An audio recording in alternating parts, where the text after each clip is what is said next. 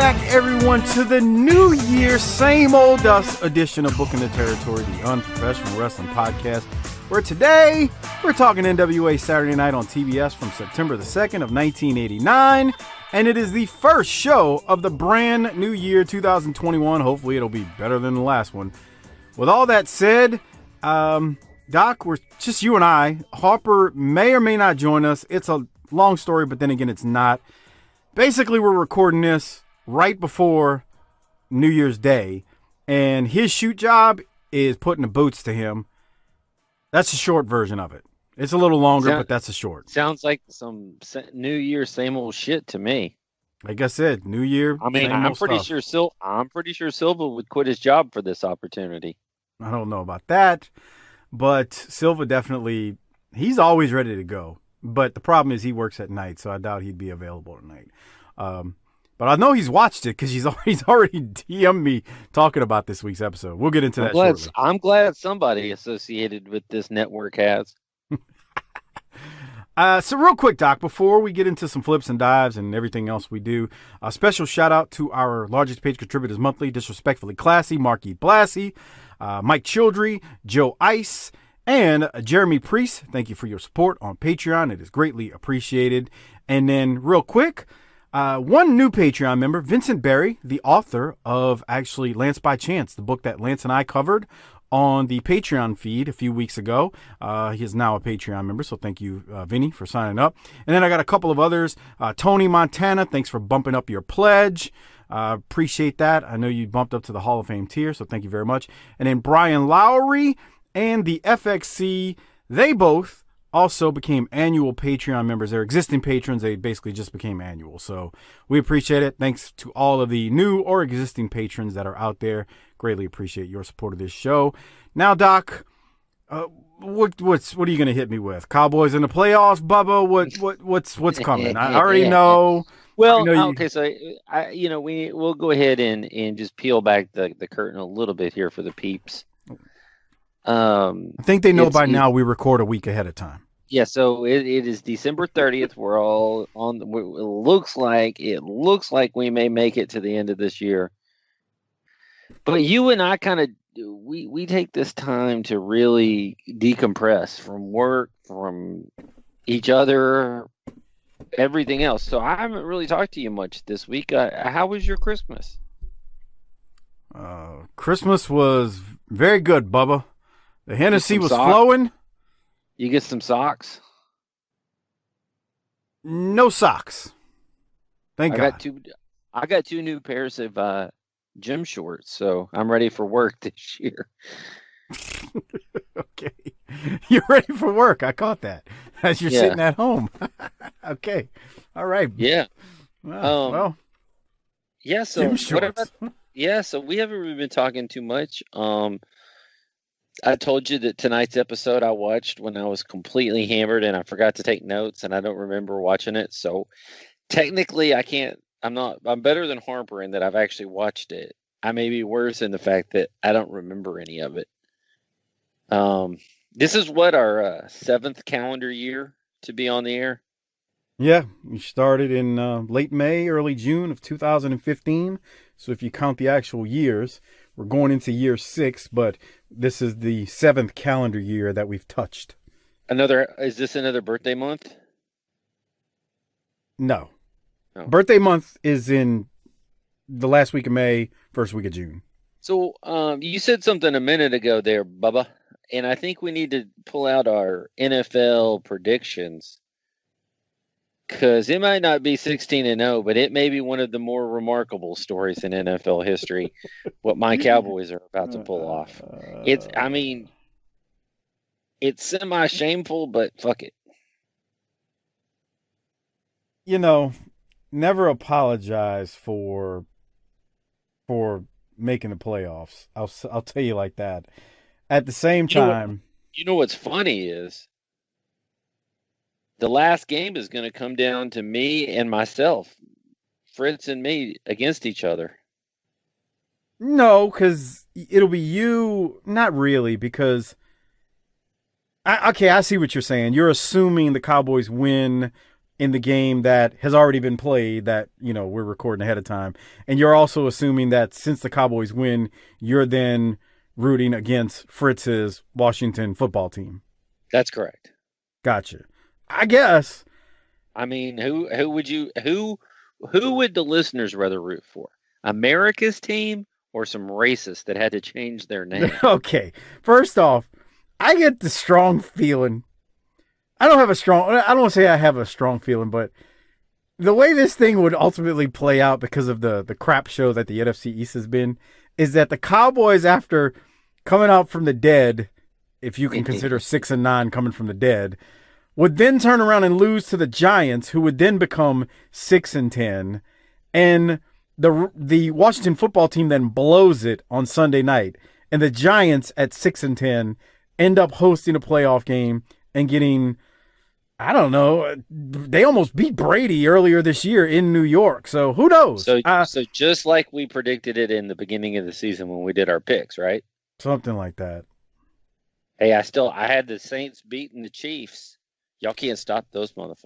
Oh man, nobody. I don't want to say nobody's beating them, but because that's just like nobody was going to beat the Patriots the year they were undefeated going into the Super Bowl. But man, I don't know. Atlanta gave them a tough time a couple weekends ago, but I just don't see it, man. I don't.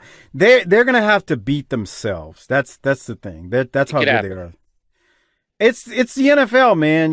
These teams. There's no such thing as Alabama playing against Florida Atlantic or some school that has no chance against the big name. So it's the NFL. It can happen, and it is not easy to run the table in the playoffs. So what you have to do, you got to win. You play wild card weekend, you got to win 4 games. You play you get the bye, you got to win 3 games. We'll see. I don't know, but they're going to be hard to beat. I don't know, man. Let me say it like this. I'm gonna put this out there. I am not on the for all the people who don't love the NFL out there, just look at the timestamps and you can bump forward into something else that we're just talking about later. We start talking about wrestling. But here's the thing. The NFL and the NFC, I'm sorry. I am not on this bandwagon of Green Bay is going to go to the Super Bowl and it's nobody else. The NFC is too competitive. When you got Mr. Let's Be Great in Seattle, I mean, that dude is never out of a game. I'll never count Russell Wilson out, man. That dude is too good. Obviously the Saints are good enough to pull it off in the NFC. I'm not talking about winning the Super Bowl. I still think it's going to be the Chiefs, and I predicted it'd be the Chiefs earlier this year. I think Tampa could beat Green Bay. They actually did it already this year. Now they'd have to do it in Green Bay, but they've done it already this year. So I think the NFC is still kind of wide open. I don't think the NFC is settled as of yet. The irony, Doc, is if your Cowboys decide that they are going to win their game against Tampa, let's say they win the division and they get a home game against Tampa, because that's what it's looking like, right? If your Cowboys beat Tampa, then they got to go to Green Bay, probably. Well, it depends on who the lowest seeding team is left. We could give up 100 in that scenario. We would have to pray for snow. That's all I'm saying. Okay, but hey, so we don't. The NFL will be interesting. The NFL is always interesting. That's why it's our favorite sport. I watched your Pelicans get drugged by like 35 last night on national TV. That's not a good look, friend. Pathetic. Yes, we're doing all the irony of it here because we don't have Harper to talk about his circle. As you might have picked up earlier, he is back at work, so he is tested negative. No ill effects other. Only Harper would get Rona and just lose his smell. I mean, you and I get it. We're going to be chewing on a ventilator, just rubbing rosaries, and the family's down and distraught. He gets it, and he's like, "Oh, now I can eat ass without smelling it." So we're doing a few more flips and dives also because we don't have any 5-star reviews. I get it. The Army is taking a break here. Everybody's celebrating their Christmas traditions. So we're going to do a little bit more talking about things. It is 2021. God almighty. I think everybody always looks forward to this show so that we can know exactly how the Menace is prepared to live, laugh, and love in a new way in 2021. What do you got? What do you got for us? I don't know what the hell you're talking about with new live, laughing, and loving. I'm just trying to live the dream, go to the shoot job, do my thing, hopefully. Just do what I got to do to get paid and get a paycheck, and then cut some classic wrestling podcasts. I'm not looking forward to living, laughing, and loving, or living my best life, or new year, new me bull crap in 2021. I would like the same thing. Can you imagine all the fools that said that they were going to live their best life this year? I sent out a tweet. I try to be positive on Twitter because there's so much negativity. But when the pandemic started, probably about a month afterwards, I sent out a tweet that said, "Don't let the new year, new me crowd fool you." They weren't going to turn it around. This pandemic is no reason why they're not turning it around in 2020. They were going to fail anyway. And that's pretty damn sinister. But I mean, I'm just being real. You know what I'm saying? Yeah, I got you.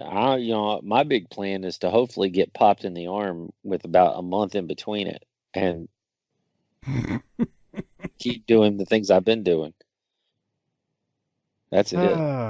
Yeah. Hey, we lost a couple of wrestlers since the last time we recorded. We did. Very, very sad, one of them. Danny Hodge passed away at the ripe old age of north of 85. Yeah, man.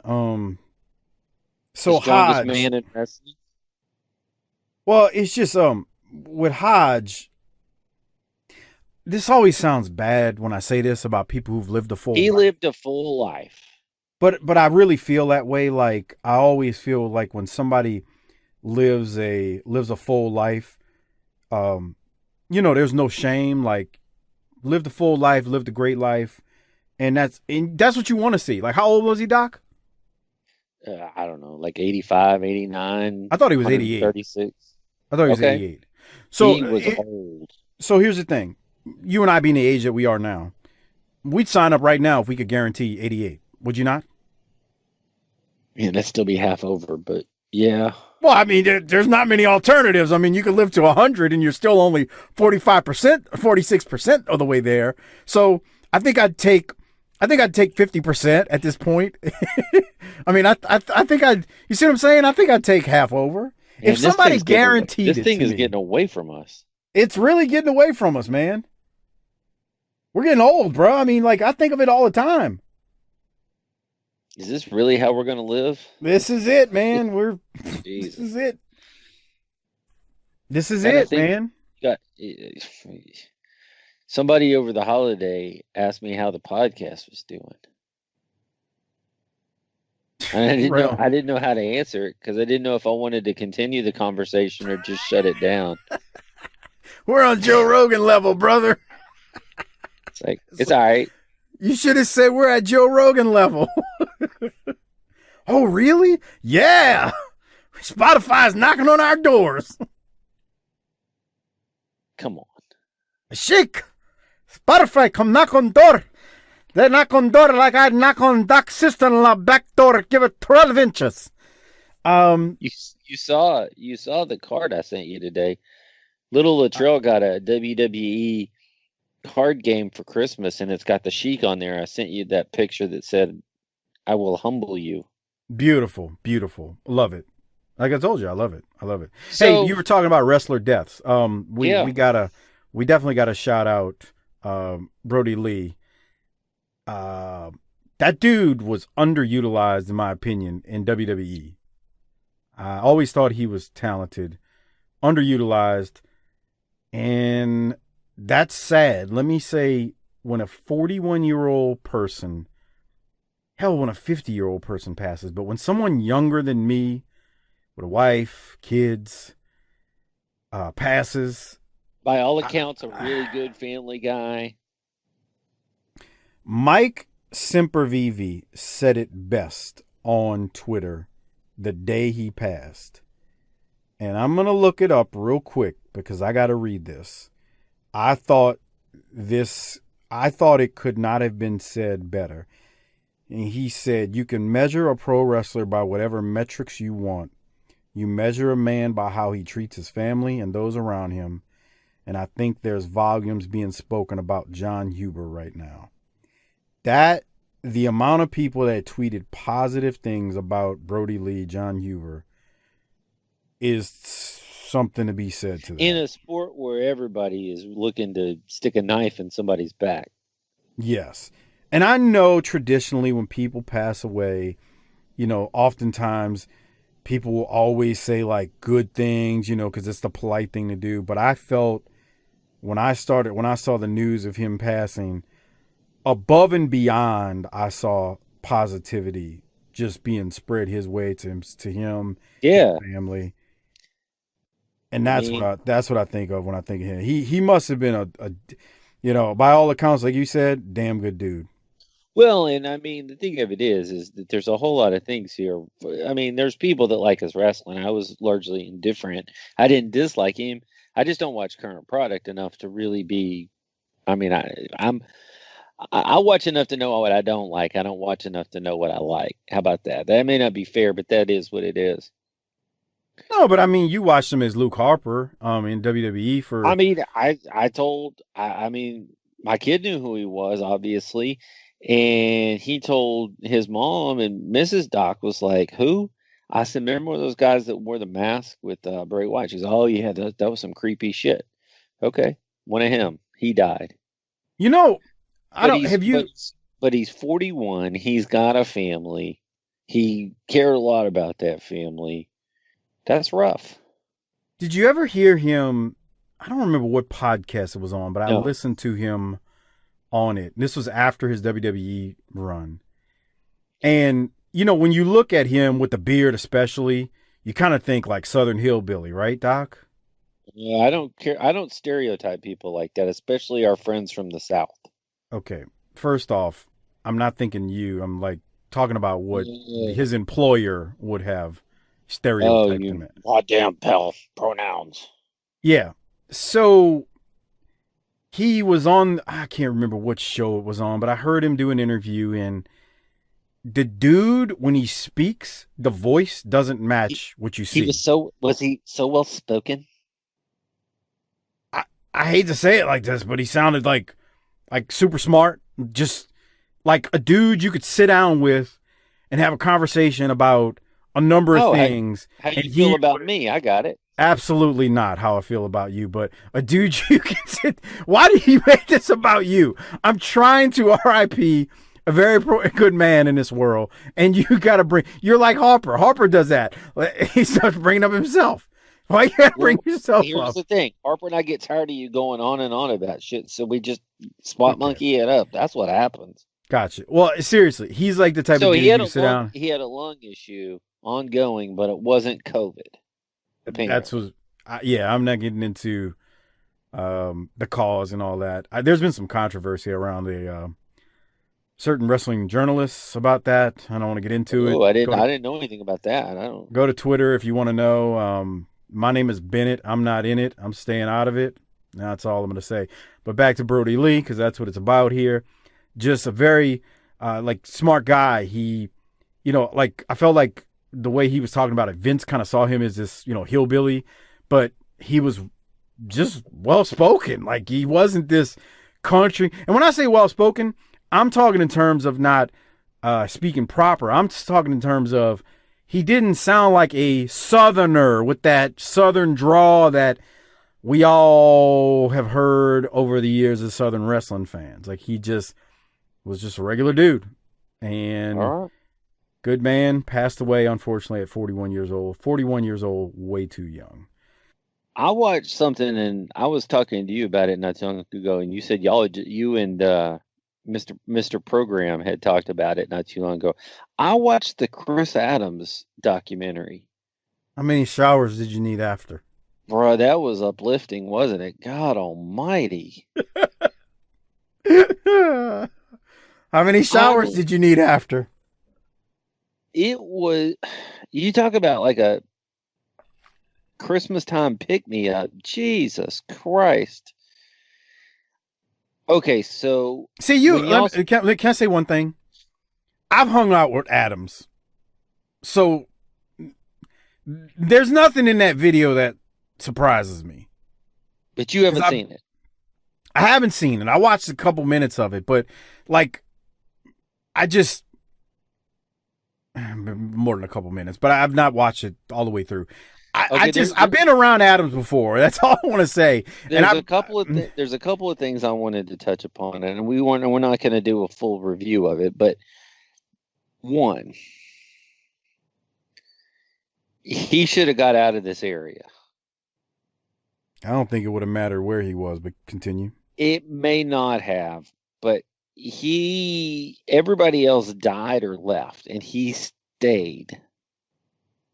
He needed to change the scenery bad if he was going to have any hope. I think Iceman was still in the area. True, but I think Iceman did more stuff like regionally, no? No, I mean, what I'm saying is he still lived in the DFW area. He may still live in the area from what I know, but. Okay. But black don't crack. And speaking of crack, whoo. There's this, did y'all talk about this? There's this stripper friend of his on the documentary. And I think Lance talked about it, but please continue that way. The term higher than giraffe pussy certainly applies here. That was shower number one you needed. Here's the thing. If she'd have just stood there and not been like swaying due to the drugs and the alcohol and just stood there with her mouth closed so you couldn't see the back missing teeth, she would look like an office worker. But, oh man, she was high. She was fucked up, dude.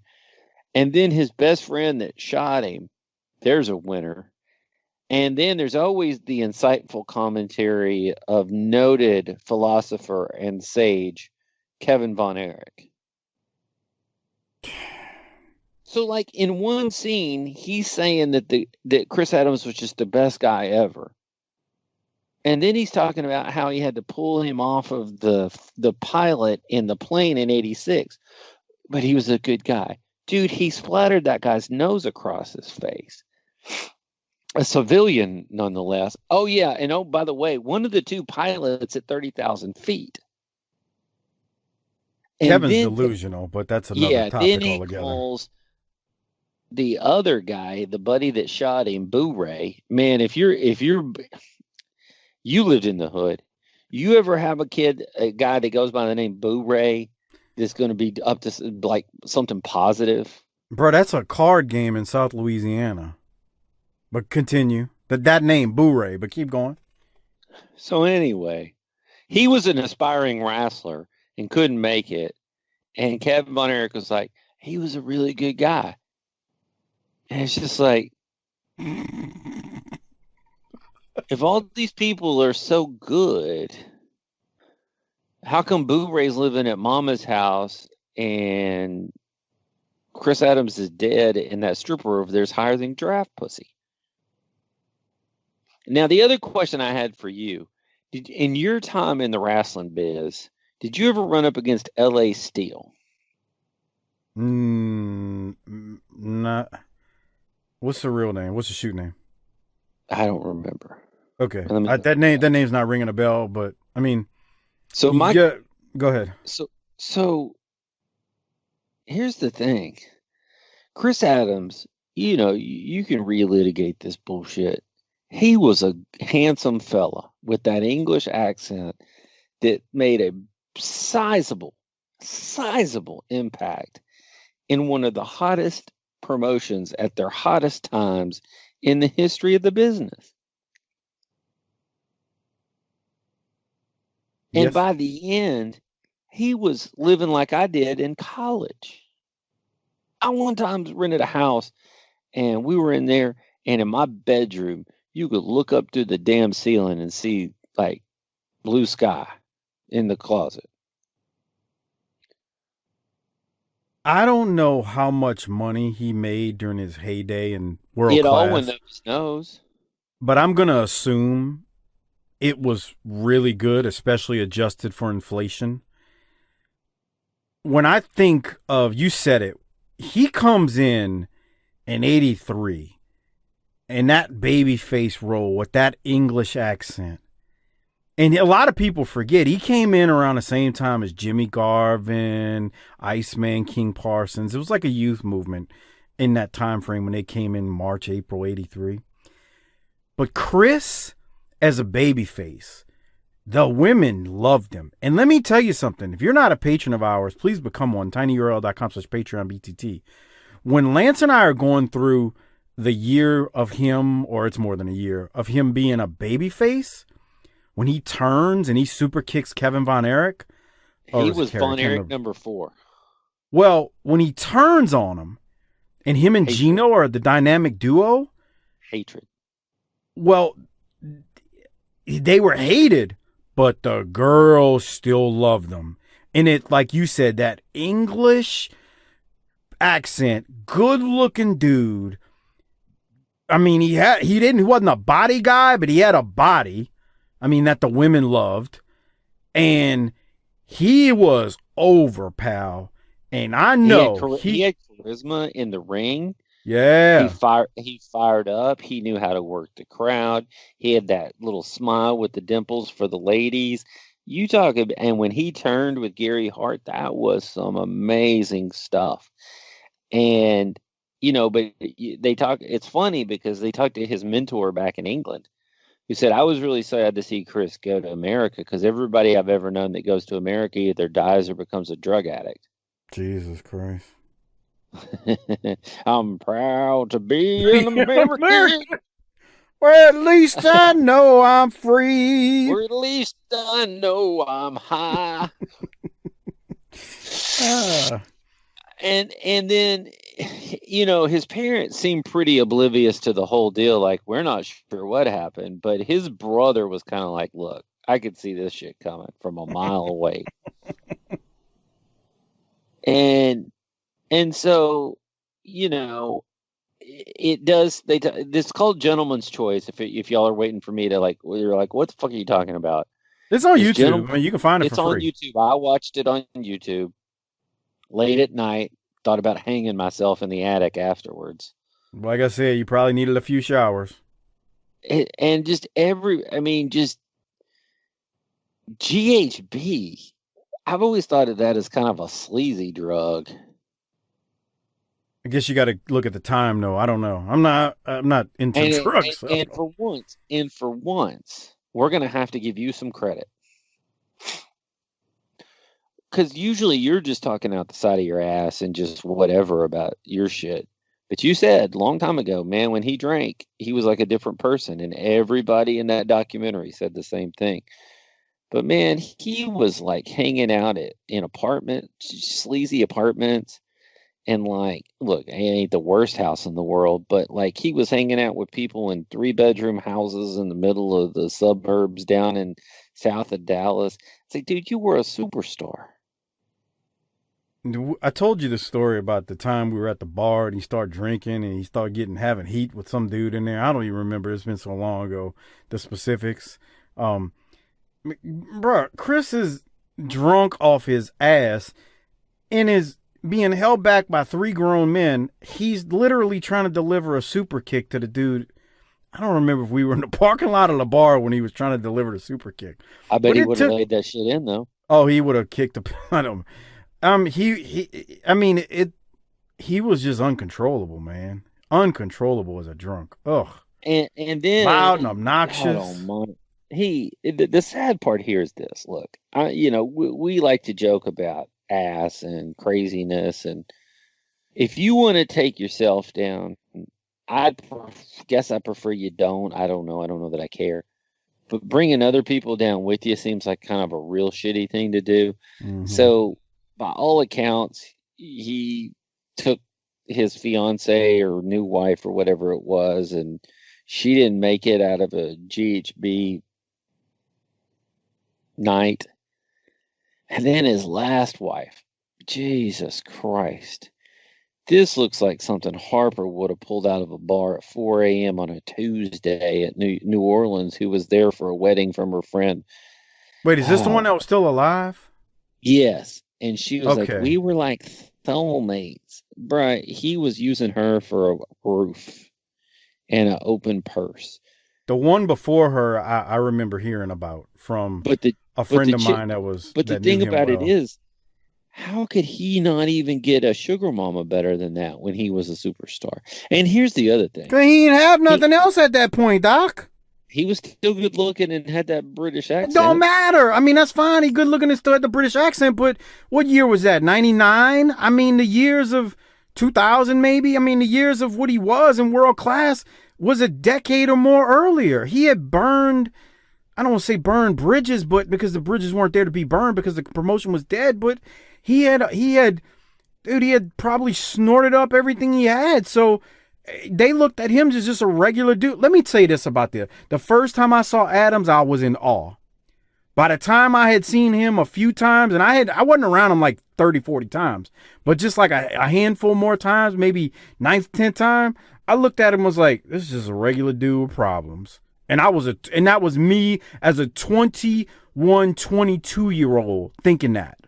He started off with supermodel valets and ended up with women that you and I wouldn't screw with Harper's dick. There's some truth to that. He was 46, so I gotta make it a few more months to outlive him. You know, he had that late run in WCW in '96 that was pretty small. He needed to get away from Dallas. That little run he had in what, 88 or 87 in Crockett when he came in, the people loved his ass. Remember when he came in Crockett and you were like, man, why didn't he, what happened? Well, he didn't. You imagine him sticking around? I was like, bro, it never would have worked. He couldn't be controlled, man. And that was in 87. He couldn't be controlled, Doc. He was too reckless. What's crazy is he got another chance in 96, was it? Yeah. 97 as a part of the Blue Bloods? Yeah. He and Regal didn't get along, apparently. I mean, and look, I don't know Regal, but I got to look at Regal and be like, yeah, bro, I think I know what you're talking about. So anyway, that's an uplifting tale of a guy who was a global wrestling sensation who died in a hillbilly Dallas suburb in a 2-bedroom house by his buddy Boo Ray at his mom's house. Now, I know we're talking down on Adams in the documentary here, but the way he died is it's just tragic. There's no other way to put it. I mean, shit, we had a BTD Christmas party where we got all fucked up and we didn't shoot each other. Of course we didn't. And we were both lit. We couldn't have our Christmas party this year, man. Watch more wrestling and get in trouble for it. Yeah, we got in a lot of trouble. Bitch that for a whole year. Matter of fact, she put the kibosh on. It's been 4 years since we've had the party because we got told we don't know how to act. That's bullcrap. All right, what else we got, Doc? Before we get into this week's show, I think we've fucked around enough. If anybody's still listening, I figure we should talk about some wrestling. Hell, I don't remember watching it, so it'll be new to me. This will be fun. Give me a second. I got to get the video version going. Let me ask you, because this will come out afterwards, but you got a big New Year's bash planned? You're going to head out into the downtown area of some major metropolitan area and drink a bunch and scream in people's faces? No, what I told you I was looking for earlier when I was at the grocery store was like I was legitimately thinking, man, I gotta get me not that I'm tired of Hennessy or anything. I don't want to give the wrong impression. That would be the news of 2021 if it was true. I will tell you what I did get tired of though, Doc, as a shoot. remember the eggnog I used to drink about 4 years ago during the holidays? Yeah, everybody remembers Pennsylvania Dutch, dog. Okay. Well, Pennsylvania Dutch, that did wear thin on me. But I was actually looking for a beer that I wanted to drink on New Year's Eve, and not a specific beer. I was trying to find one that I was like, you know what? I don't know if I feel like drinking Hennessy on New Year's. What kind of beer? I was looking for me a little beer to drink, but didn't quite stumble upon what I was looking for. I don't know what I want. That's the thing. I don't want Blue Moon. I just kind of want something different. What's wrong with Blue Moon? Nothing. I just want something a little different. A little different. Well, you can go with your green bottle Eastern European skunky beers, which is what I'm a big fan of. Your Heinekens, your Becks, your St. Paul's Girl. No. Almost bought some Sam Adams today. Sam Adams is not bad. You could also go with some Stella Artois. Oh, no. That sounds too rich for my blood. It's really not. It's really not. Pass. Belgian beer.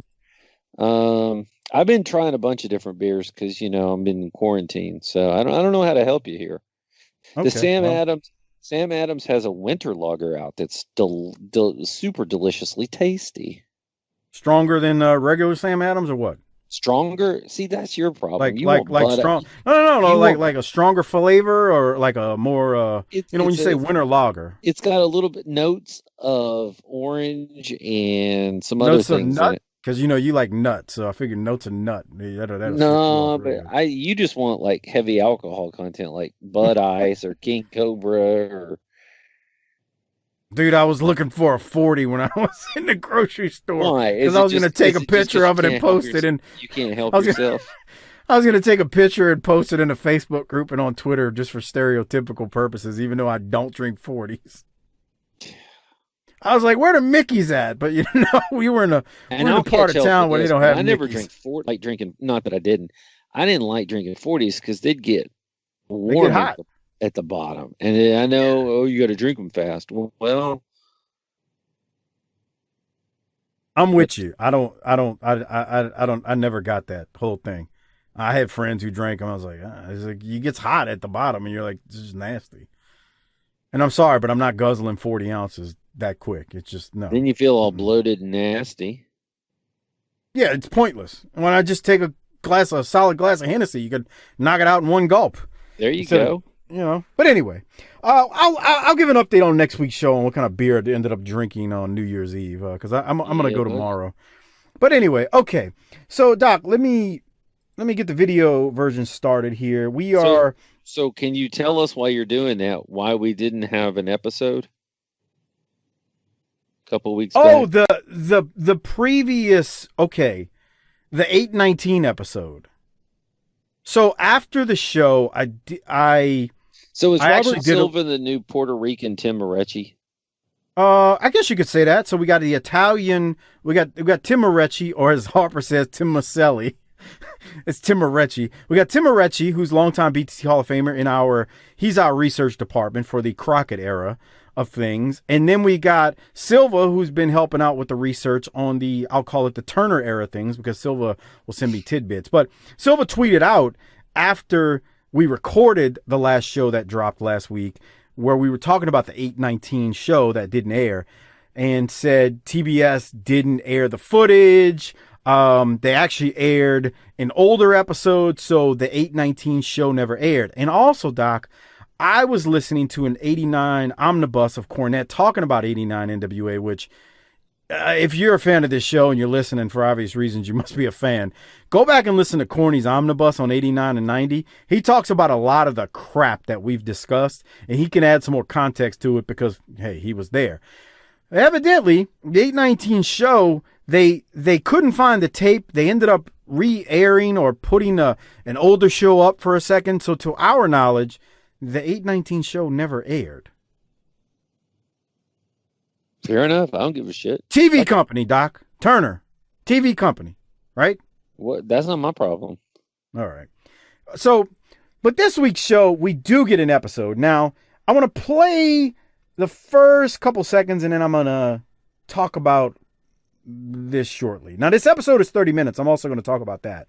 But I want you all to hear the opening of the show. In progress. The show as you heard, it was real quick, like 2 seconds. The show is abbreviated and cut short. In fact, at the start of the copy we have, if you're not watching on our Patreon page, you see a graphic that says, this program is joined in progress, like we used to always see whenever there was a sporting event. So it was cut off. Now, 2 things here. I did some research on this. The Braves played that day, and the game started at 7:27 p.m. Eastern Time, and it was a 2-hour and 20-minute game. So that meant the game would have gone off air at 9:47, but the show usually started at 6:05, so that's what was confusing to me as to why it would be cut off if the show would have aired before baseball. Now, I was talking to Silva about this because, Silva knows all this crap like it's the back of his hand. And he was saying, no, it was cut short because of the Braves. But the Braves started later or started at 7:27. So I would have figured they would have just got the episode in before the Braves. Maybe there was something else before the Braves. I don't know. It's a bit of a mystery. All that said, we got a 30-minute episode. And by the way, the Braves, they had 41,000 people in attendance that day for their game. That's a lot. That's a lot for a shitty team like that. I thought so too for that team. But anyway, also one other thing before we get into this week's episode, Wahoo McDaniel is on commentary with Jim Ross. Yeah, what's that about? They are 89 NWA is something else to behold because you got worldwide. We've got, literally, there's Gordon Soley's working for the promotion during this time. Bob Cottle's still there. I believe Lance Russell is here too. I'm not sure why Wahoo is on this episode. We have not seen Wahoo in almost 4 years. No, I think we saw him in 87, maybe. No. We've seen him since then. But yes, Wahoo is on commentary, and I love Wahoo when he chops people, but I wouldn't call him much of a commentator. No, that was not good. And why? We had Corny out there. Is Corny gone? Corny, no. Corny will be back on commentary. Corny's in the NWA until 90, so we've got about another year of Corny. Can you imagine when Corny leaves? We're gonna have fun with those episodes. There's somebody else who I think is left, but we don't want to say anything and see when Harper picks up on it. Yes, you saw my tweet because you know how he is. Yeah, you did because Mikey and DFW mentioned it on Twitter. So if you want to know what I'm talking about, go to Twitter at BTT_podcast. I think even Silva mentioned it as well, and I purposely have not brought up. Actually, was it Silva that I think it was Silva that brought it up. What's going on with what you're talking about. Doc, I'm about to send you a text because I just got something that you need to see. Oh, God. The key is I need you to read the comments after it comes through. It's 2 images. Let me keep going. Tommy Rich. Oh, so we finally go to the ring. We got Tommy Rich, who's going to defeat Agent Steel. Yeah. Why is he taking so long? He does take a long time. The other thing, too, is Jim Ross is, I don't remember them going to Louisiana a lot during this time frame, but evidently they are because JR is plugging how they're going to be in Alexandria, Louisiana this coming week. So there's that. Did you get the images that I sent you? Because this will be good for the show. I got one image. Okay, so there's another one should be coming through shortly. Let's have it, sir. I'm just going to read the comments. So I posted, I usually post the YouTube version of these shows a week early. Do you know who this is? Who is? This Agent Steel. Yeah, that's, we talked about this before. We have? Yeah. Go ahead and tell me who it is or tell people who it is. But Gene Anderson's son. Yeah, he's been there. He's been here before. Oh, okay. Matter of fact, he might should have won. 88. Oh, he should have won. And I don't know why this second image isn't coming through. Of course, maybe it's because it's too naughty to come through the texting system. So, somebody say something about what? Why does he put his crotch in Agent Steele's face when he does this? It's the sloppiest Luthez press you could find. Okay, the image should have came through by now. Here it comes. So let me tell the people what I'm doing first. So, I post the YouTube version of these shows a day early on YouTube. And the reason I do that is because just trying to drive some traffic to the YouTube channel to build up the channel more. That's really the only reason. There's no other reason why I post it there early, but it helps drive traffic. So anyway, driving a little traffic to the YouTube channel. And so I always will post the YouTube episodes either on Twitter and Facebook. Well, last week's episode obviously was Woman. She made her quote unquote debut. Or she came out as Robin Green, not debut, but she's looking all the way live, right? Oh. So anyway, Philip Allen, longtime listener of the show, posted a bunch of pictures of Nancy in skimpy bathing suits and whatnot.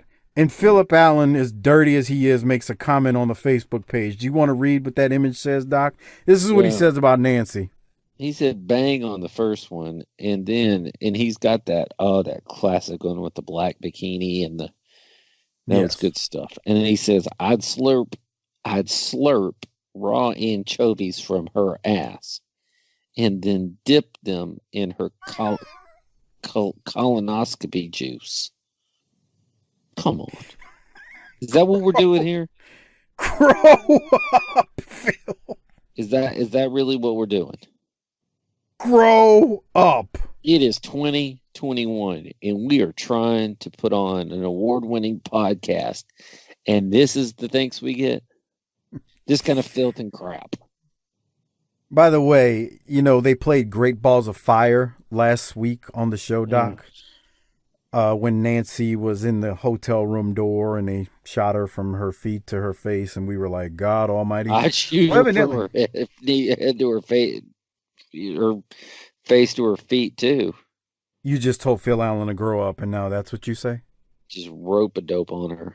No, don't need to take your own advice. Anyway, Mark Wilson, longtime BTT Hall of Famer and patron, said, Great Balls of Fire isn't as dated as Doc says for two reasons, so hear this out. The song was on the soundtrack to the movie Stand By Me and was one of the more popular movie soundtracks of that decade. That's true.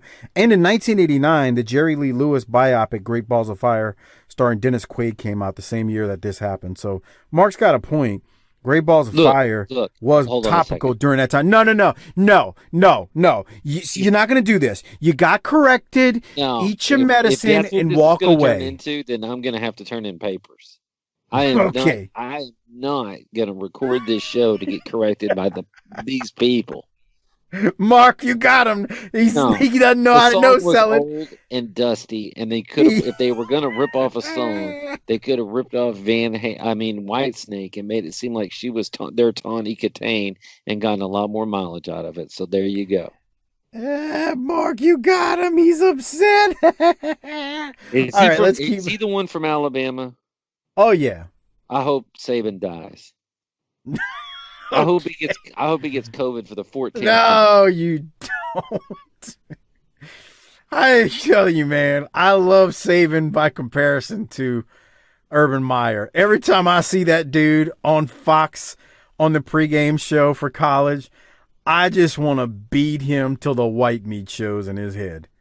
Wow. God, I hate that dude. I hate not Saban. Well, I hate Urban Meyer. Let me just say this: as it's heading on to the new year. Here in the United States, the Cotton Bowl has just started, and there's an uncomfortable amount of people in the stands.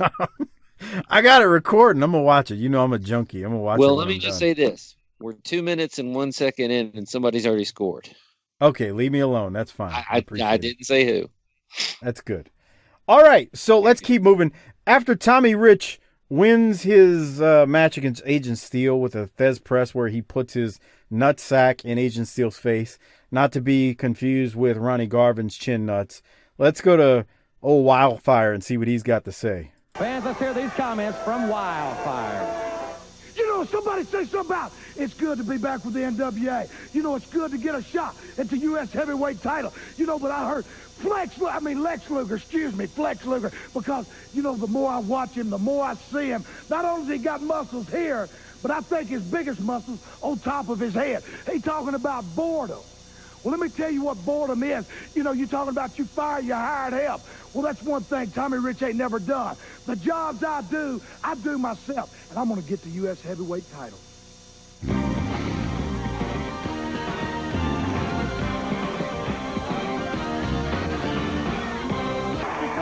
Oh, I'm sorry. We're back. What a cut. Yeah, I got nothing. This guy's a bum, and whatever he was getting paid, even if it was $5 a match or $10 a match, it was too much. Turner wasted their money. What are your thoughts, Doc? In 1989, he's not a credible opponent for Lex Luger, and he's done nothing to establish him, to change that opinion and establish himself as such. So you agree with me then? It looks like 2021 is going to be a weird year, but I guess I am. So was the year you quote-unquote turned babyface, and now you kind of straddle the line in your heel. I've been a babyface since day one, pal. Okay. He has the right All people. Right. Let's keep the show moving. We go to Sting. The classic days of good guys and bad guys. So, frankly, we here at BTT don't want to insult our fans like that. Sure. Menace screwed and menace. Let's go now to Sting and Ric Flair. The beginning of it's a little bit chopped off. Here they are. I think I'm at my best under pressure. And speaking of pressure, world title, Texas Death Match. Oh, man! We're talking Texas Death Match! Terry Funk, we're in your backyard! You are the tallest Texan of them all! But like I said so many times in my life, Terry Funk, I never owned a cowboy hat. I never wore a pair of cowboy boots in my life. But every woman in Texas has always called me an all-around cowboy. So, pal, in the Army or anywhere across this land, Texas Death, no rules. Balls don't count. 2 men walk in, 1 man walks away, and I'm telling the world, tomorrow night in the Army, Stinger, woo, takes Muda. And Terry Funk, I just hope somewhere in Atlanta, Georgia, they got a body bag big enough to haul you off in. And we'll be right back. What'd you think of Flair? Sting screaming at the end, Doc. I mean, there's a lot to be said about Rick trying to, help Sting here. Stand next to me and woo when I tell you to. That's true. He's giving him credibility. But he basically just said he's going to kill Terry Funk. Yeah, he's ready to kill him. I mean, we've got months to go of what? I'm watching this football game. Okay. I need you to pay attention to the wrestling for a little while, okay? Maybe you need to make the wrestling as good as this football game's been already. Now, you're going to get hot in a minute. Really. So here's the thing. I want to see Flair and Funk in the Texas Death Match. Because it's funny, because Funk always says he invented them, but he never wins them. But he always says he's never lost one. That's what makes it better when he's a heel. They've got they're going to have Sting and Flair going to wrestle Muda and Funk coming up. The Halloween Havoc is the big one. They're in the cage. I know you haven't seen that. Just wait. But they're going to be doing some battles together. There's going to be a couple tags together, and as you heard there, they're talking about the Omni tomorrow night. So that's happening, and they're plugging that. The promo for me, it was pretty meat and potatoes. I thought Flair was just kind of trying to talk them into the building to go to the Omni, and I mean that's what you're supposed to do. That's you use the TV to your advantage to get the people in the building. I didn't pull the results. I'm sure the Omni had 4,000 people there that night. But who knows? I bet you it wasn't a lot. I doubt it was huge. But anyway, you know, we are seeing some kind of weird things that are going on outside of Flair and the big feuds that are going on. Any other thoughts, Doc, on the promo, though? No, because I think, like you said, it was very, very meat and potatoes. And, you know, Rick's trying to maintain his feud, but he's also trying to give probably not only Sting, but also Muta some stroke. Yeah, that's what I got, too. Or my thoughts, too. All right, so we keep moving, and the next match, we got Dan Spivey, who's got Teddy Long and Sid Vicious at ringside. Dan Spivey's going to defeat Rusty Riddle. JR is making jokes. This is going to be a common theme over the next few months, if my memory is correct. JR is making jokes about Teddy Long. He's talking about Teddy Long is dressed up to go on Arsenio Hall. Just talking about Teddy Long's outfits. And I mean, let's face it, Scraps, a.k.a. Teddy Long, he does look comical. I mean, he's kind of dressed at times. Like, right now, he's got the hat, so he doesn't look like I don't know, he doesn't look like a parking attendant, but there's times when he does, and he looks like a bartender. I mean, Teddy's fabulous, actually, when he's not with Norman, if you ask me right now. Doc, do you have anything from this? Dan Spivey doesn't do much for me. Me either. Never has either. That's the thing. Never has. Any other thoughts? No. All right. So we keep going, and I was going to say it's a Road Warriors promo, but it's really not. It's just Paul Ellering talking for a minute. This is the type of thing that Jaworski kind of cranks off to. You know, he loves listening to Ellering's voice, his dulcet He tones. better crank off to some N95s and some social distancing, or his stupid ass football team is going to be too sick to make the playoffs. So 6 weeks ago, these it looked motherfuckers like the Browns were going to make it in the Cowboys. First time in 45 years, and they can't get it done because they can't field a proper team because they're too busy out there circle, dotting it up. Well, let's be real. That's not true. The receivers were held out because they were close contacts with someone who tested positive. None of those players have tested positive as of us recording this. So let's be fair there. The other part is the friggin' Browns just 3-4 weeks ago were like, oh, yeah, they're going to make the playoffs. This is 2021. 2020 is crazy. And the Cowboys are dead. And now we're recording this before the last week of the year, and the Browns look like they're going to miss it, and the Cowboys got like a 50% chance of getting in. This is wild. Beautiful. Wild. Oh, my God, it's wild. But anyway, such is life. Warriors, nothing. Again, Ellering didn't say too much. The next match, we got the Samoan SWAT team with Paul Lee. They're going to defeat Trent Knight and Bill Ford. The SST, they do this the right way. They win this thing inside of 51 seconds, and that's what it needed to be. They're savages. I just don't like their music. The Halloween music, you mean? Yeah. Yeah, I did. I mean, did that make sense? I mean, no, it should have been more like, I don't want to say something and get in trouble here, but island music or. Well, no, I think I know what you mean. It should have been more. I think they were looking for that. They were looking for that real scary thing, and that Halloween theme did have kind of a scary theme to it. Oh, it's scary music, but I'm like the whole kind of like an Indian thing, but more island. You know what I mean? Yeah. Yes, it needed to be Indian, more I mean Native island-based. American. I'm not trying to insult our First Nation friends out there. Crisscross applesauce, and Paul Lee is not looking. Have you Paul got Lee down with the name First Nations yet? I get down with whatever somebody wants me to call them. It's a new term, and those are hard. If you tell me you want to be called El Shithead, I'm going to call you El Shithead. I mean, whatever you prefer. Like, my thing is that.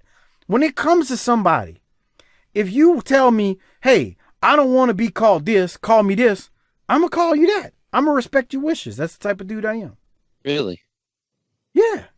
Like, if you want me to call you Senior White Claw, I'm going to call you Senior White Claw. We don't have those in the house anymore. Oh, yeah. Oh, sure you don't. No, they were upsetting Mrs. Doc's tummy. That just meant more for you. I don't know. See what the problem is here. No, I don't need that. She's been drinking just wine. She's like, fuck it, I'll just drink wine again. Oh, of course. White women bouginess, of course. Just drinking wine. Yeah. And what's wrong with that? Right. Oh, Jesus. All right, what is Sasha drinking over there? What has she been drinking? You know, she likes amaretto and like amaretto sour and shit like that. She told me today, she's like, on my bachelorette party, you should. What? No, she was like, on my bachelorette party way back when, I drank some beer at this bar that one of the girls got me, and it was good, and I don't know what kind it was. I was like, you didn't drink beer that was good because you don't like beer. Yes, I did. Home. You should bring her home a 40 of something when you come back from the store tomorrow. I'll think about it. What's this? It's your keeping it moving. Shut up and drink it so that I can get that ass tonight. That's nice. Keeping it moving. We get another plug for the Z-Man as we go to commercial. The Z-Man is... Now, does anybody know what the Z-Man is at this point? I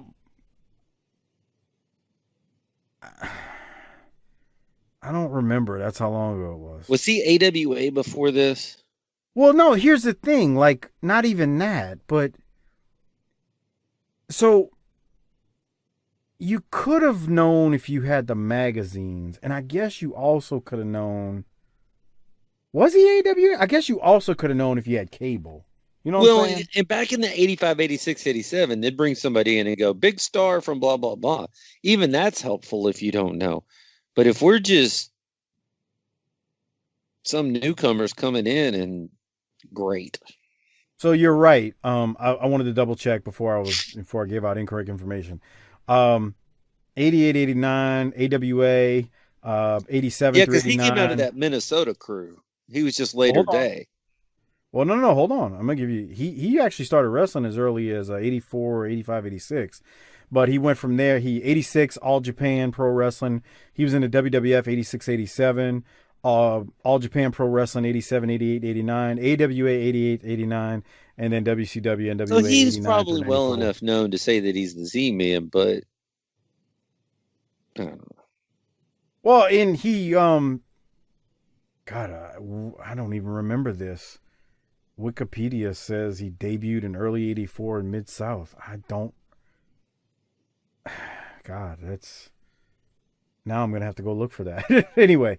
But yeah, I mean, he had been around for a few years, but to the point you're making, in 84, you could really build somebody up without even saying who they were. Like, you're just like, oh, this guy's been here, there, and everywhere. And he shows up and wins 5 matches against Enhancement Talent. You're like, all right, this guy's somebody. I don't know if you could still, you could probably still do that in 89, although it was becoming less common because of the reach of cable, right? Yeah. But Z-Man, we'll get more into Z-Man. Z-Man, he is going to make his debut at, I believe it's Clash of the Champions 8, which is coming up in a couple of weeks on our Patreon feed. tinyurl.com/PatreonBTT. Become a patron. You'll get access to not only that clash, but all of the clashes we've done. We need to talk about the recording of that. I'm going to need some extra trans money for that. Okay. Just remind me to tell you some potential scheduling conflicts with that. Well, I've got one that morning too on at 11 a.m. I got an appointment, so we'll talk about it. Why are we doing this in front of the people? I don't know. I've got some problems too that day. Anyway, we'll talk about it off air. But people don't know how tenuous it is at all times that this show gets done and gets out. We work around a lot. But Z-Man is going to come up. He's going to make his debut at the Clash. It's Clash 8, a.k.a. Fall Brawl 1989, which took place Tuesday night, September the 12th of 1989. Again, if you want to listen to our review of it, not only that, but all of our reviews of the clashes and pay-per-views and everything we've done there, over 200 plus episodes, got to be close to 300 now. It's tinyurl.com/PatreonBTT. Again, it's tinyurl.com/PatreonBTT. I'm going to say it again. I know I'll make some people mad. We don't do ads. We're not trying to sell you things that you don't want. We simply ask that if you love this show, you become a patron of it, and that is how you can support Who's getting mad at that? You know, a few people. Yeah. Yeah, you always shilling your Patreon, man. I tune in to just listen to wrestling. I don't want to hear all those plugs, dude. Swipe to the left and go fuck yourself. That's nice. tinyurl.com/PatreonBTT. All right, Doc. So, we need to get to something that's about to happen here. Robin Green. You got something to say about it or what? Nothing to say. More things to do. What's wrong with you? Nothing. So let us go now to the Steiners, Robin Green, Jim Ross, and Missy Hyatt.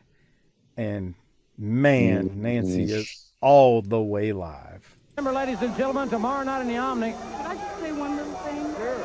I'd like to thank the beautiful Missy Hyatt for being the first lady of wrestling.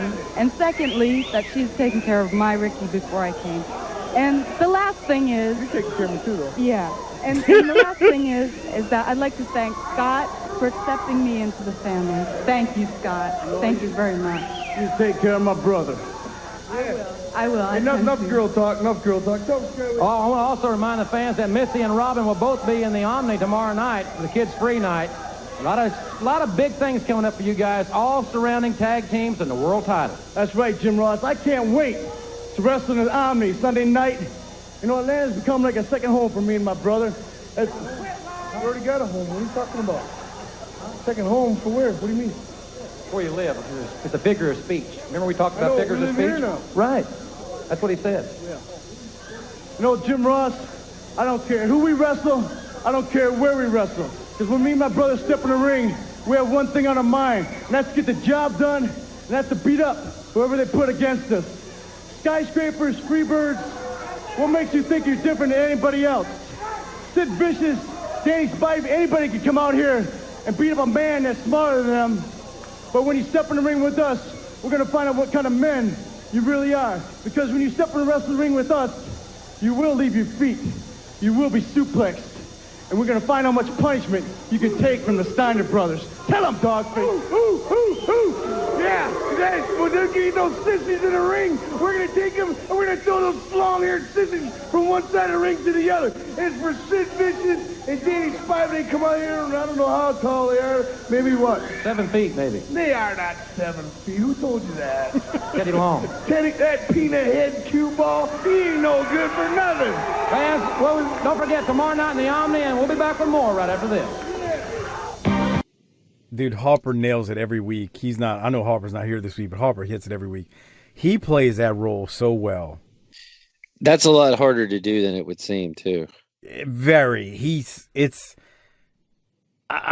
Steiner is a hell of an actor. I mean, he played that role ridiculously well, but go ahead and Doc, give me your comments as we see another replay of the Dynamic Dudes and that ridiculous Don't Worry, Be Happy video they did of them from a few months ago. This is terrible. I'm not even commenting on it. Go ahead.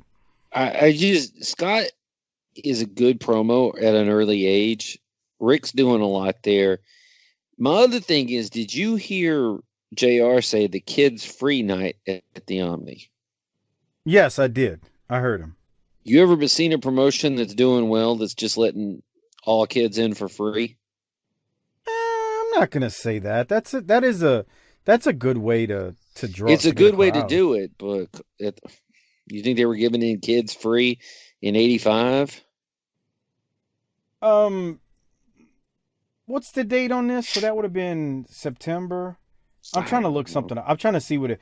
I'm genuinely curious now about like how they would have done for that card. Is what I'm looking for. See if I can find the attendance for it. This video is the drizzling shits. Terrible. Just the worst. But then they show a Skyscrapers video. Okay. Why is it not? I'm looking it up as we're talking here, y'all. So bear with me. Trying to find September '89. See if we can get an attendance for the Omni. Because Sid Vicious looks like he wanted you to blow him right there. God, I swear I heard Corny say it was like 4,000 or so. that's But, not a lot of people for a building like that. Yeah. So, oh no, I'm wrong. I'm wrong, Doc. So, evidently, kids getting in free must have worked because if you believe the internet, No, September 3rd of 1989, they had 15.5 at the Omni. well, that's nice. So all children under 12 were admitted for free with a purchase of a paid adult ticket. So let's just assume That's you had different than all kids get in for free. significantly different. But you know what I bet you they did? So you say kids get in free, and then, dad shows up with 3 kids, and it's That's like, what nah, I'm bruh. Nah, bruh, one kid gets in, you still got to pay for the other 2. And he bitches and complains, but what's he going to do at that point? Drive home? No, he's going to pay for his kids to go see the wrestling. You and right? I both know some parents that would have driven home. Well, my mom only had me, so she would not have driven home, but It would have been like, and don't you ever drag me down there to that bullshit ever again. yeah. Now, a month earlier when they were in the Omni, 7,500 people in August. So there you go. There was one I saw with 6,800 on July 2nd. So, not the greatest when it comes to the Omni shows. But then again, attendance all around. Hey, at least it's more than 1,000 in the Silverdome. Anyway, okay. What other thoughts did you have? I thought the Steiners and Robin Green and Missy were good there. Did you have anything else? They're all still getting along. Yep, still getting along. So let's see how this plays out. Like I said, we had a video package of this episode's weird because there's not really much happening, and then we get a couple of video packages in a row. We get the video package of the Dynamic Dudes. Don't worry, be happy. Followed by a video package of the Skyscrapers. Then we get Pillman's video package again, set to Def Leppard. And then we get the War Warriors set to Iron Man. Doc, kind of weird. I don't know. Just, we kind of threw this in there almost like we were looking for content to air that day. What did you take from this? Can y'all get together a 30-minute show to go on after the Braves? Sure, we'll try. Yeah, fuck it. But yeah, I didn't have much from it. Did you have anything else? This episode, now that I'm starting to shake off some of the alcohol-related dementia that I didn't remember this show sucked. There wasn't much in here. Combination of Wahoo on commentary with JR. They were kind of running off the clock. Mailing it in. Yeah, it is what it is. What you gonna do, right? But anyway, now the people know why we had to do so many flips and dives on the front end of this motherfucker. Yeah, it's true. So let's go now to Michael Hayes. This is actually the last promo on this week's episode. Hayes has something to say, and let's hear from him. Notice he's not at center stage. Maybe he is at center stage, just nobody's there. No, not in front of the crowd. Here it is. Sex appeal at its best. P.S. 1/3 of the fabulous Freebirds, the World Tag Team Champions, bar none. Nobody, no how, no way can come out here and hold this piece of gold and tell you the truth, just like I'm telling it. Not the Road Warriors, not the Skyscrapers, not even the SST, not the Midnight Express, and surely not you, the Steiners. Let's talk about the Steiners for a second. Their physical attributes may be unsurpassed by no one in professional wrestling. But that's the only attribute that you hold above us. Because you see, you're only about 6 years younger, and you're about 10 more years in experience, Jack. For 10 years, when the fabulous Freebirds walk in the ring, they rewrite the history book every single night. And every night we step in, that continues to happen. And it's not going to stop. Because for 10 long years, I screamed, "Give me back my bullets!" And now that the guns are loading, Jack, they ain't never going to get unloaded. Not you, not anybody. Because as long as we keep walking, as long as we keep talking and talk and walk as the world champions, it will remain. Heaven don't want us, Hell's afraid will take over. Ladies and gentlemen. Boy, he will wear that line out. What'd you think? That's a good promo, man. You do know where "Give Me Back My Bullets" is from, right? Hell no. It's a Leonard Skinner song. Oh, of course, yeah.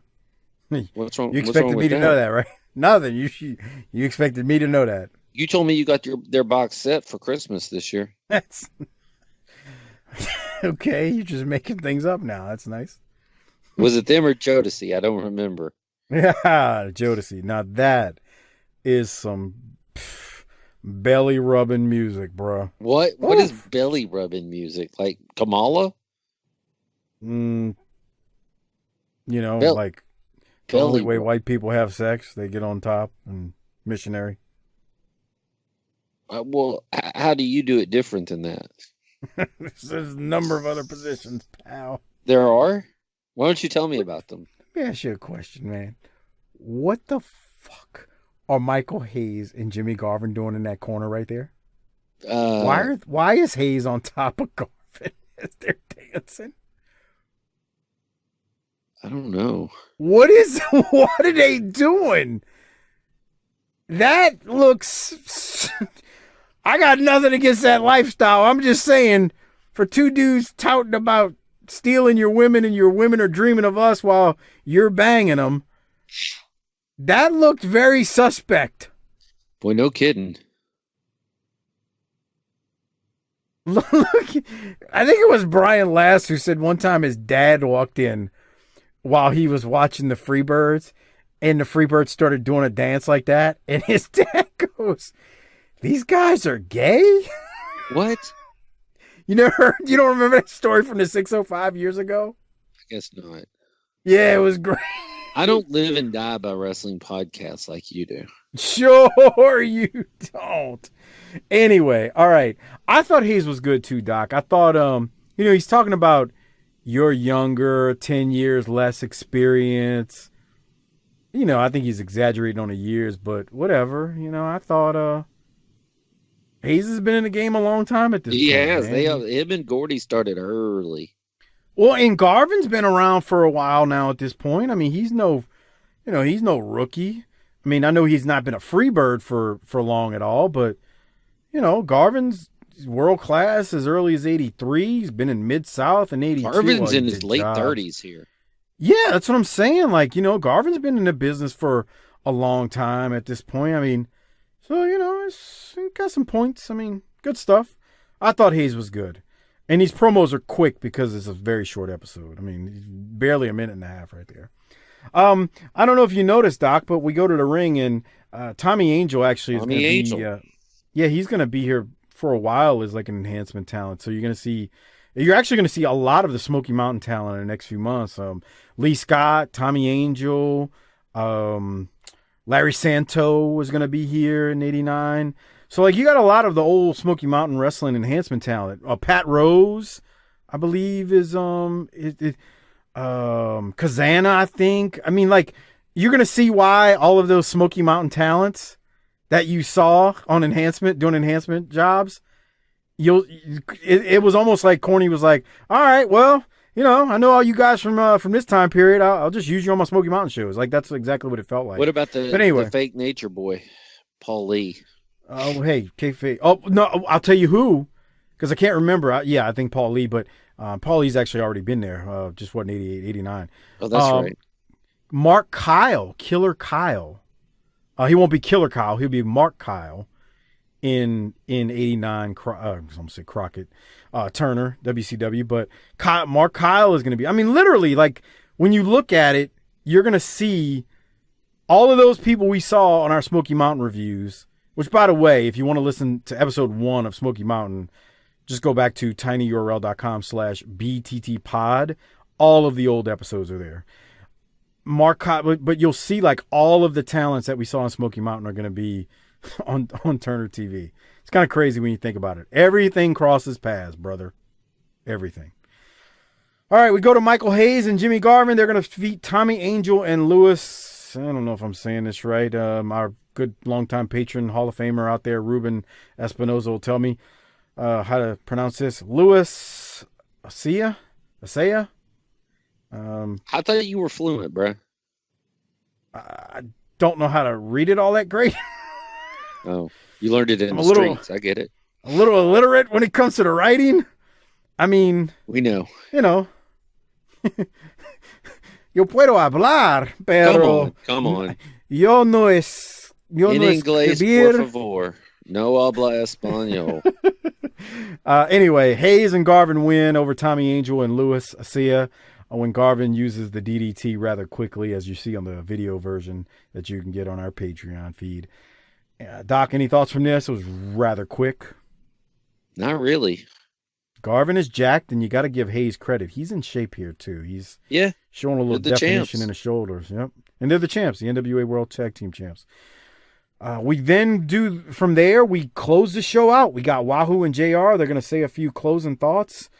Honestly, let's get a taste of it so you can hear what we're talking about. We'll be settled once and for all in the Omni. Chief, it starts at 8 o'clock. I know you're going to be there. I'm going to be there. You know, there'll be a new champion or there'll be an old champion. We don't know, but I guarantee you it's going to be a great fight because they're both up. They're both tuned and ready. So I'm going to be there at Omni tomorrow night. I want to invite all you people to be there, too. Fans, also, it's Kids Free Night. Kids 12 and under, absolutely free when accompanied by an adult. We'll tell you more about it tomorrow night on the NWA main event. For Chief Wahoo McDaniel, I'm Jim Ross saying so long, everybody. Okay, so if we're going to be fair, JR did say it at the end right He did. there. Kids free with an accompanying adult. He didn't say it earlier, though, when we were No, first he didn't. listening to it. But anyway, so we got 15,000 in the Omni for it. And that's how they go off air, Doc. That's the show, 30 minutes and 28 seconds. A very quick one. Really exciting the people for these upcoming big shows. Great.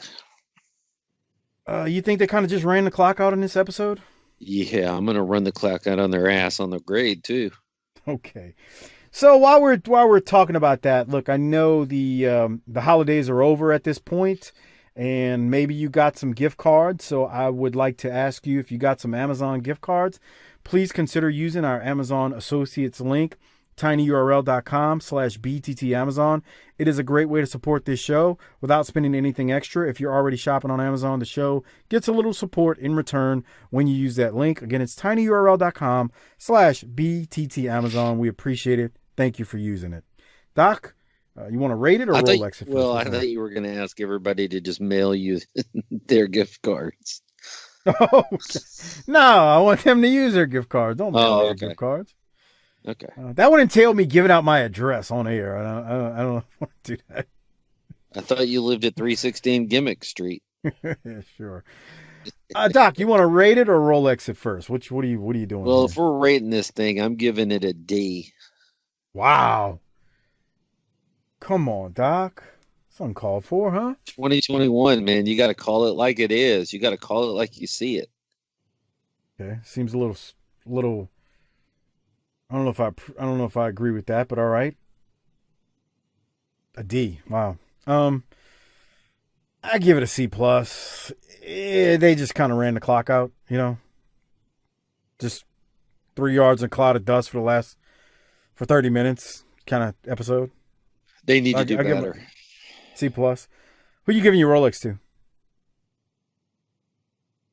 Man. I'm giving it to that one right there that we're looking at on this video version. You nasty bastard. No, I ain't nothing nasty. That is a hell of a woman. I'm going to give mine to Michael Hayes. You want to give it to Michael Hayes, huh? Yeah, I want to You give it see to this him like beauty? he gave it to Jimmy Garvin in the turnbuckle. Do you see? Yeah, he gave it to Carpenter Turnbuckle. Do you see Nancy right there? That's why she's getting a Rolex. Woof. All right. So you're giving yours to Hayes. I'm going to give mine to Robin Green officially at this point. She's Robin Green. And that's kind of how this show wraps up, Doc. I don't know. What else are we going to do here tonight? Any I think closing we've gone, thoughts? hey, you and I have gone longer than we thought we would when we logged on. So I 2021, man, get your vaccine. Get two. Maybe get Jake the Snake to get you a little cocktail and load it up in a syringe and get that shot in you. I don't know. Let me tell you something. If you're still alive and you're a territory wrestler, like literally from especially the early 80s, You don't need that vaccine, man. You're immune. You've rolled around enough piss-stained rings full of hepatitis and HIV. I think you'll survive just fine, even though most of y'all are senior citizens and probably need it. That's Ain't really nothing nice. killing You're out there y'all, telling man. people to not get vaccinated. You bastard. It's a joke. It's a joke. You're just trying to do that so you can jump up in the line. I know. Jumping up into nothing, you bastard, you.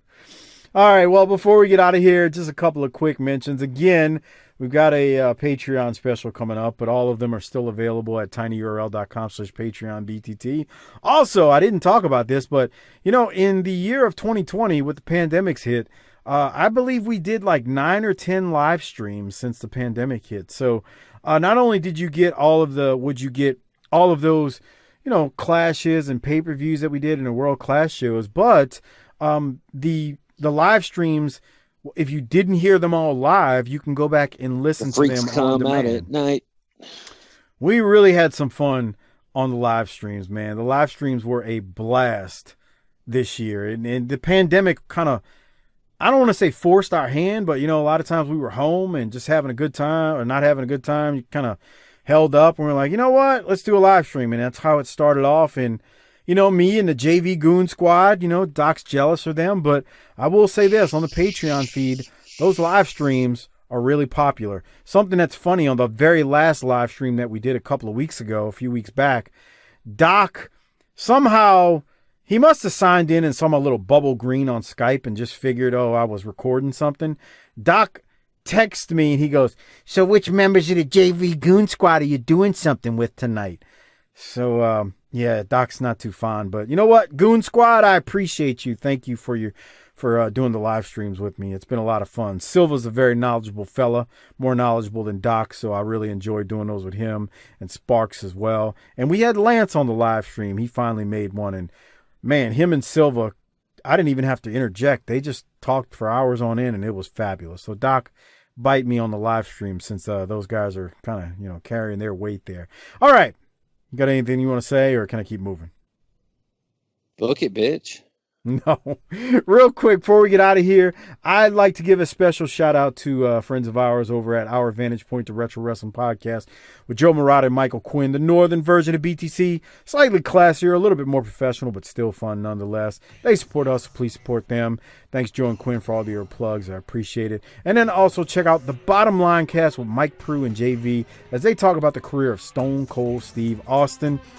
They also do our ECW show on our Patreon feed, so that's something else to look forward to when you become a Patreon member. For now, I don't think I got anything else. Harper never called us to say he could make it, which isn't shocking because he told me the shoot job was putting the boots to him. But I'm sitting here, Doc's sitting here. We did this show. Happy New Year, no new us. Doc, you got anything before you hit that tagline? Fucking bitch.